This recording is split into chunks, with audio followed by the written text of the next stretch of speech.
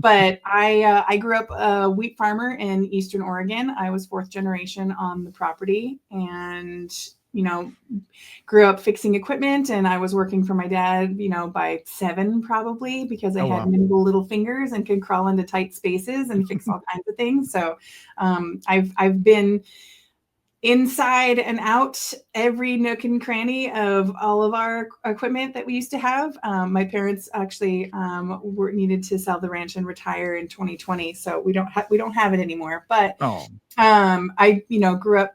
I could sit there in my head and I could point out where all the grease zerks on our combine were, because by like probably 8 or 9, that was my job for oh, harvest, wow. right? Dad would wake me up at 4:30 in the morning, and we'd go out, and I would use the air compressor and spray out the all the chaff from the radiator to make sure that the engine didn't overheat.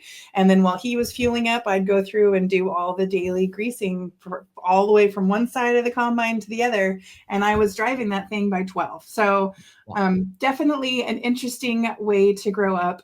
Super handy skill set that I have. I Mhm. definitely, I know my title now is master distiller, but I'm definitely a farm kid and a jack of all trades. When the end of that statement is master of none. So